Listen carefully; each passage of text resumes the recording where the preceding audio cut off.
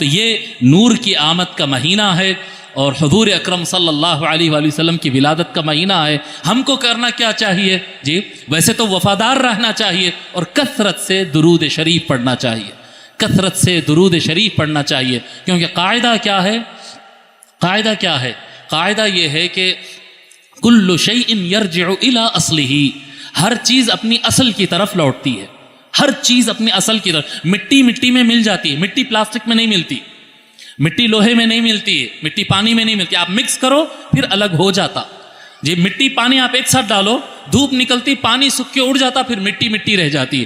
جو چیز جس سے نکلی ہے، جہاں سے نکلی ہے، وہ وہیں پر لوٹتی ہے. اور حقیقت یہ ہے کہ ہم اور کہیں اور سے نہیں، ہم نور مصطفیٰ صلی اللہ علیہ وآلہ وسلم سے نکلے. سب کا وجود ہمارا حضور صلی اللہ علیہ وآلہ وسلم کی ذات سے ہوا ہے. اور آقا صلی اللہ علیہ وآلہ وسلم فرماتے ان اولاکم بی اکثرکم علی صلاۃ، تم میں سے میرے تیز قریب وہی آتا ہے جو کثرت سے مجھ پر درود پڑھتا ہے.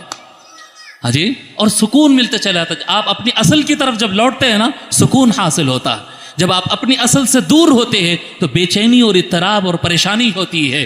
آپ کو سکون، راحت، اطمینان، کامیابی اور نجات ذات مصطفیٰ صلی اللہ علیہ وآلہ وسلم کے نور سے قریب ہونے میں ملتا ہے. اور اس کا ذریعہ ہے درود شریف. اللہم صلی وسلم علی النبی الامی وآلہ، اللہم صلی وسلم علی النبی الامی وآلہ. درود شریف کا کثرت کریں، ماہ مبارک ہے.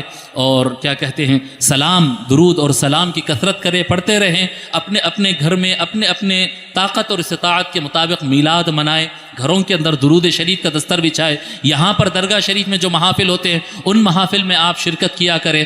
بہرحال حضور صلی اللہ علیہ وآلہ وسلم کی آمد کی جتنی خوشی آپ منا سکتے ہیں ضرور منائیں. اللہ تبارک و تعالی ہم کو آقا صلی اللہ علیہ وآلہ وسلم کا امتی بنایا، یہ اس کا بڑا احسان ہے.